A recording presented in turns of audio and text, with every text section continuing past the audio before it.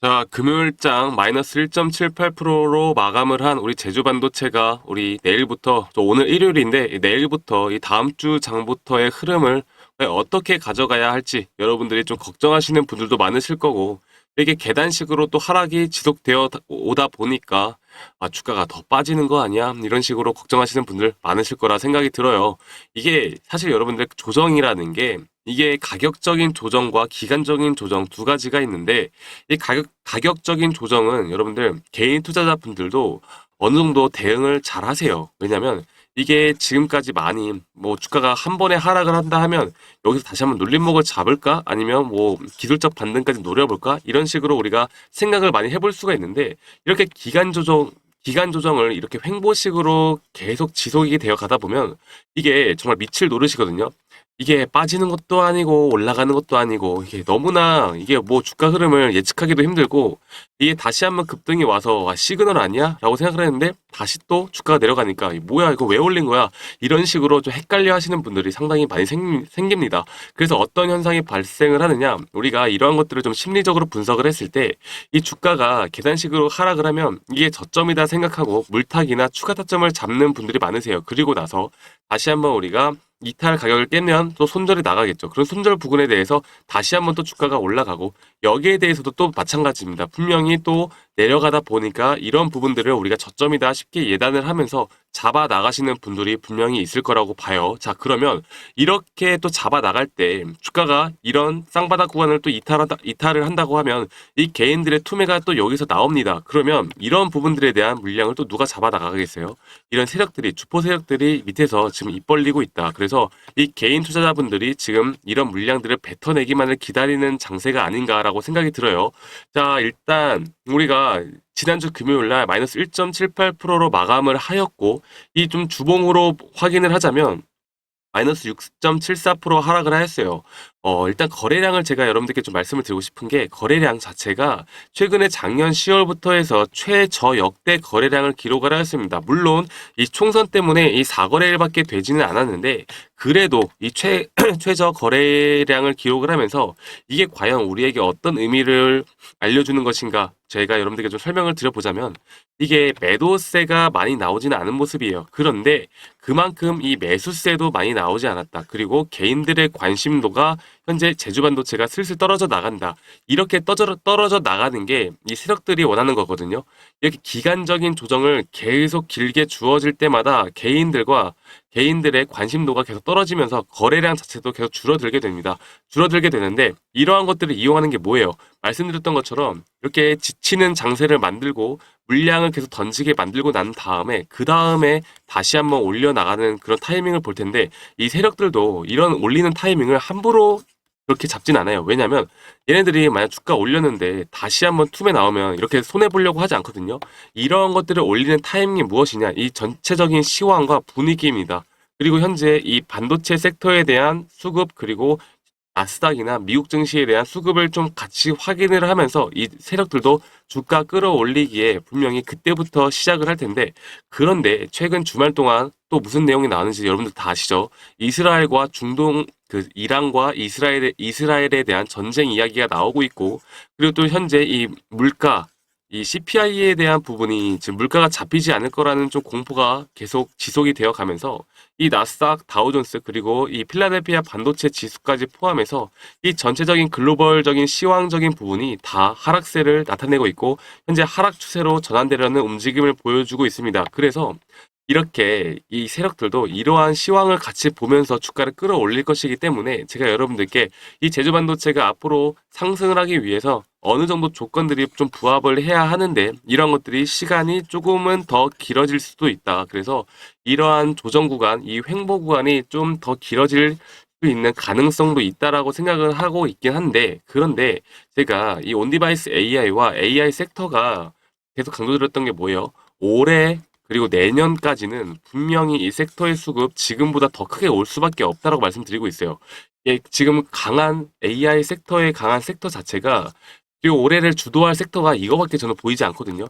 2차 전지라고 생각을 하시는 분들은 없겠죠. 그리고 뭐 제약 쪽 같은 경우에 최근 우리나라 증시의 모든 수급들이 다 제약적으로 쏠리고 있는 모습을 보여주고 있는데 이 제약은 그냥 단발성 테마로 개별 종목으로 봐야 하는 것이지 우리가 전체적인 섹터로 볼 수가 없어요. 자, 그러면 이 반도체와 AI 섹터 자체가 지금 너무나 좋은 흐름을 보여주고 있고 기대감도 너무나 많고 그리고 지금 삼성전자와 SK 하이닉스에 대한 주가 흐름도 지금 삼성전자가 앞으로 10만 원을 뚫네 마니 지금 이런 소리가 나오고 있잖아요. 그래서 이러한 가격대가 현재 변동성 자체가 이 삼성과 SK하이닉스에 대한 변동성 자체가 좀 안정화가 되어 나간다면 그 밑에 있는 우리 반도체 섹터에 대한 흐름이 섹터에 대한 수급이 다시 한번 재분배가 되면서 저는 그때 다시 주가가 올라갈 수 있다고 봅니다. 여러분들 제조반도체나 이런 특성을 좀 아셨으면 좋겠어요. 제조반도체나 이런 반도체 섹터들에 대한 대장주 역할을 하고 있는 그런 종목들이 이 삼전과 SK하이닉스가 엄청난 수급을 가지고 상승세를 보일 때 오히려 그렇게 큰 상승을 하지 못합니다. 왜냐면 이렇게 삼성과 SK 하이닉스는 사실 반도체뿐만 아니라 코스피의 대장주잖아요. 그렇죠? 그래서 이러한 것들의 수급이 많이 쏠릴 때는 이런 개인들도 다 여기만 붙어요. 그런데 이런 것들이 좀 안정화가 되고 여기에 대한 차익 실현 매물 그리고 아까 말씀드렸던 것처럼 이런 제약 개별 종목에 대한 차익 실현 매물 그리고 다른 섹터들에 대해서 지금 단발성 테마들 즉 최근에 뭐예요? 총선이 끝났잖아요. 이런 것들의 테마성 지금 섹터들에 대한 수급이 어느 정도가 안정화가 되어 나가고 이 제조 반도체에 대한 섹터 그리고 이 반도체에 대한 섹터가 다시 한번 좀 수급이 살아날 때 그리고 지금 전체적인 시황 부분이 또 다시 한번 살아날 때 그때 저는 제조 반도체가 다시 한번 상승을 할 수 있다고 봅니다. 지금 제가 이걸 좀 보여드릴게요. 이 수급적인 측면으로 여러분들께 한 번 더 좀 말씀을 드려보자면 지금 제가 딱 말씀드렸던 것처럼 최근에 이 외국인들의 자금세가 다시 한번 좀 빠져나가는 모습을 보여주고 있어요. 이 JP모건 서울 같은 경우에 최근에 이 급등세가 있었을 때, 몇 주죠? 45만 8천 주 정도의 순매수량을 기록을 했습니다. 그리고 나서 최근의 흐름에 살짝의 매도세가 나오고 있는데 지금 얘네가 샀던 물량만큼의 매도세가 나오고 있지 않단 말이에요. 그러면 이게 무엇이냐? 이게 지표상으로 봤을 때는 순매수하는 것처럼 보일 텐데 전체적으로 얘네가 지금 가지고 있는 물량 자체는 아직도 물량을 담그고 있다라고 우리가 판단을 해야 됩니다. 이게 이 세력들도 이런 횡보 구간에서 계속 물량을 자학을 해 나가면서 이 개인들의 투매가 나올 때마다 이런 것들을 좀 잡아먹고 있거든요. 그런데 지금 최근에 제가 말씀드렸죠. 계단식 하락이 나오다 보니까 우리 개인 투자자분들이 여기서 또 매수세가 좀 들어오고 있어요. 그러면 이렇게 매수세가 들어오는 모습을 보여주니까 이 외국계 그 주포 세력들은 또다시 물량을 팔고 있습니다. 이 주가를 내려야 다시 한번 또 개인들 투매가 발동을 하겠죠. 내가 주봉상의 20선을 제가 좀 유익 있게 보고 있다고 말씀드렸잖아요. 이런 것들이 어느 정도 우리가 좀 맞다 할 때 만약에 지지를 해야 되는 부분에서 반등이 온다라고 하면 저는 이게 진짜 초급등 랠리의 시작을 우리가 볼 수 있다라고 봐요. 제가 파동적인 부분으로도 여러분들께 좀 말씀을 드리고 싶은데 네, 이렇게 보고 가도록 하겠습니다. 파동적인 부분으로 여러분들께 좀 예전부터 크게 말씀을 드렸던 게 이게 제주반도체가 상승 1파동에 대한 부분은 분명히 끝났어요. 끝났고 이게 1파동은 끝났다라고 봤을 때 그러면 조정 구간은 우리가 생각을 해볼 수 있겠죠. 조정 구간이 이 0.5 구간에 대해서 조정 구간을 마치고 다시 반등이 온다라고 하면 제가 예전에 말씀드렸던 것처럼 큰 2차 상승 파동 나타날 수 있다. 그런데 문제가 뭐예요? 아까 말씀드렸던 것처럼 이 조정 구간이 가격적인 조정만 있는 게 아니라 기간적인 조정과 같이 올 때 이게 좀 골치가 아파진다. 이런 것들을 이 개인 투자자분들이 견디기가 힘들고 그리고 긍정적으로 생각하기가 너무 힘들어지는 구간이다. 그래서 지금 뭐 네이버 종토방이나 커뮤니티 보면은 이 제주 반도체에 대한 안 좋은 이야기들이 상당히 많습니다. 물론 이 사람들도 뭐 다른 뭐 악의적인 생각을 가지고 있는 건 아니겠지만 이렇게 기간적인 조정을 주어지면 이게 좋은 소리가 나올 수가 없거든요. 좋은 소리가 나올 수가 없어요. 그러면 이 개인분들을 어떻게 하겠어요? 이게 다시 잡아 나간다 하더라도 다시 또 떨어지면 여기서 또 투매가 나가요. 그러면 이 투매가 나오는 자리에서 저는 분명히 급등세가 나올 수 있다고 보고 있고 그리고 아까 말씀드렸던 것처럼 이런 조건 자체들이 지금 좀 많이 부합해 나가야 이게 앞으로 우리가 신고가를 뚫을 수 있는 상승 파동을 만들어 낼 수 있는데 제가 말씀드렸던 것처럼 일단 글로벌적인 시황 자체에 대한 그리고 필라델피아 반도체 지수 혹은 뭐 최근에 엔비디아가 좀 하락세를 보이고 있고 이런 글로벌적인 전체적인 기술주 중심의 반도체 섹터들 그리고 기술주 중심의 주가들이 많이 좀 올라와 줘야 합니다. 그런데 사람들이 물어봐요. 아, 그런데 나스닥 시장 올라갈 때 우리나라 코스피 코스닥 시장 뭐 안 따라가잖아요. 우리나라 이상하잖아요. 이렇게 말씀을 하시는 분들도 분명히 많으세요. 자, 그것도 맞아요. 그렇죠? 우리나라 시장이 좀 그지 같은 것도 맞긴 맞는데 그래도 어쨌든 그래도 올라야 합니다, 여러분들. 이게 하락을 하면요. 안 돼요. 하락을 하면 우리가 올라갈 때 못 올라가는 건 있는데 얘네가 하락하고 죽어 나갈 때 우리가 올라가는 건 없어요. 물론 우리가 코스피 코스닥 시장이 다른 개별 종목들로 좀 올라갈 수는 있겠는데 이런 기술주 중심의 반도체 중심의 섹터들은요. 이런 모습을 보여주지 않습니다. 그래서 일단 글로벌적인 조건을 우리가 봐야 하고, 그리고 최근에 제가 말씀드렸죠. 이런 삼전과 SK 하이닉스가 어느 정도 안정세가 되어야 우리가 반도체 섹터가 좀 돌아올 수 있다라고 생각을 하고 있고, 그리고 조건 세 번째가 뭐예요? 지금 말씀드렸던 기술적 분석에 의한 분석, 그리고 앞으로 우리가 이런 투자 전략 시나리오를 좀 짜 나가야 하는데, 이런 것들이 이 개미털기라고 하죠. 이 세력들이 만들어내는 이런 개미털기에 대해서 얘네들의 작업이 마무리가 되어 갈 때, 그럴 때를 우리가 포착을 해야 된다라고 말씀드립니다. 이렇게 아까 말씀드렸던 것처럼 이런 수급적인 측면을 볼 때 여러분들이 좀 잘못 생각을 하시는 게, 외국인이 샀다. 외국인이 야 자금 들어왔다 큰일 났다 이제 올라간다 이렇게 생각하시면서 따라붙는 사람들이 있는데 절대 그런 식으로 우리가 접근을 하면 안 돼요. 전체적으로 얘네들이 물량을 얼마 정도 잠그고 있고 여기에 대해서 물량을 안 팔고 어느 정도 지금 매집을 하고 있는가 그런 것들을 포착을 해야 됩니다. 그래서 예를 들어서 JP모간 서울이 이 급등할 때 이거 물량을 샀다라고 해서 따라붙으신 분들이 있다면 지금 손해를 보고 있을 거 아니에요. 그런데 전체적인 흐름으로 볼 때 얘네가 이 정도의 물량을 샀고 지금 내뱉은 물량은 이 정도밖에 되지 않는다면 우리가 어떻게 생각을 해야 되겠어요? 얘네가 좀 더 눈치 보고 있겠구나. 여기에 대해서 한 번 더 주가가 내려올 때 한 번 더 물량을 잠그고 그때 올라갈 수 있는 기반을 만들 수 있겠구나라고 생각을 해볼 수 있겠죠. 최근에 키움증권을 좀 보더라도 이게 급등세가 나올 때 우리 개인들의 매수가 상당히 많이 들어왔습니다. 많이 들어왔고 이 최근 흐름들을 보면 다시 좀 주가가 내려가다 보니까 이 매수와 매도가 크지 않은 모습을 보여주면서 매도세도 많고 물량은 많지 않지만 매수세와 매도세가 거의 50대 50대 50으로 가져가는 모습을 보여주고 있어요. 자, 그러면 이러한 흐름을 보여줄 때 이런 기관계에서는 그 개인들의 물량들을 조금씩 잡아 나가는 모습을 보여주고 있죠. 그래서 제가 여러분들께 지금 전체적인 큰 박스 안에서의 이런 흐름들을 크게 벗어날 것 같지 않다라고 말씀드려요. 최근에 이런 수급적인 측면으로 보자면 이렇게 한번 쌍바닥 부분을 좀 내려놓고 나서 다시 한번 급등하는 모습을 보여준다면 그때가 저는 진짜 급등할 수 있는 그리고 2차 상승 파동의 초입 부분으로 생각을 하고 있다고 말씀드렸듯이 이러한 부분이 이런 주봉에 대한 20선 그 근처까지는 충분히 조정 구간은 더 주어질 수도 있다라고 생각을 합니다. 자, 그러면 이게 급등을 한다고 할 때 여러분들 어떻게 하셔야 돼요? 급등을 하고 나서 38,550원 그 이상을 뚫었다고 생각을 할 때 이게 주가가 다시 올라가니까 여러분들 매도하면 안 돼. 이제 더 들고 가야 돼라고 생각을 하시겠지만 여러분들 제가 여러분들께 이런 투자 전략 그리고 우리가 수익을 보는 데 있어서 가장 중요한 게 뭐라고 말씀드렸어요. 이런 시나리오를 잘 짜 나가야 한다고 말씀드렸죠. 1번도 시나리오고 2번도 시나리오입니다. 그러면 주가 올랐을 때 여러분들 제가 무조건 비중 줄이고 수익 챙겨 나가라 라고 말씀드립니다. 왜냐 이게 수익을 챙겨 나간 사람과 안 나간 사람들이 다시 한번 조정을 올 때 우리가 여기서 대응하는 방법에 대한 심리적인 부분이 너무나 달라집니다. 이렇게 여러분들 자 보세요. 주가가 올라갔다가 내려갈 때 다시 한번 눌림목에서 잡는 사람이 있을 것이고 주가가 올라갔다가 내려갈 때 나 여기서 못 버티겠어 나가시는 분들 계실 거예요. 이 차이가 뭐냐?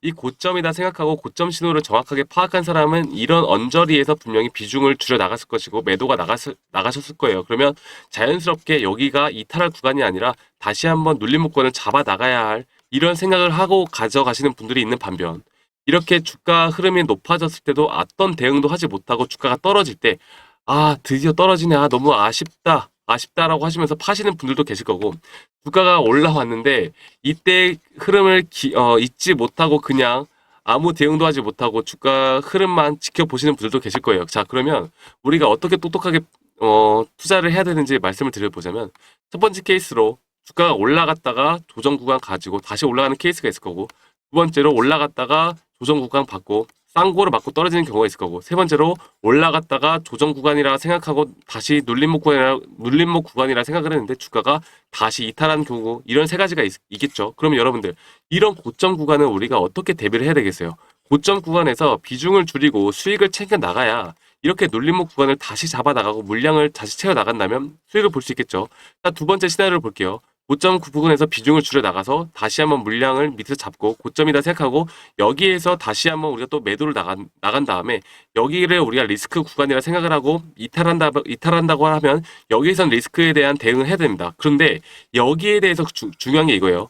우리가 비중 조절을 하지 못한 사람들, 그냥 들고 있는 사람들, 여러분들 지금까지 우리가 매도할 기회가 충분히 있었음에도 불구하고 아무 대응도 하지 못하고 다시 가격 본절 찾을 때까지 아무런 대응도 하지 못하고 그냥 눈 뜨고 후회입니다. 여러분들 이렇게 하시면 안 되겠죠. 그래서 제가 여러분들께 이런 비중 조절과 우리가 매도하는 타이밍이 얼마나 중요한지 말씀드리고 이것도 마찬가지입니다. 우리가 비중 조절했다. 그러면 우리가 눌림목인 줄 알았는데 다시 주가가 이탈한다고 하면 여기에서 우리가 리스크 대응을 해야 돼요. 그런데 이게 비중 조절을 하지 못하신 분들은 여기에 대한 리스크 대응 못해요.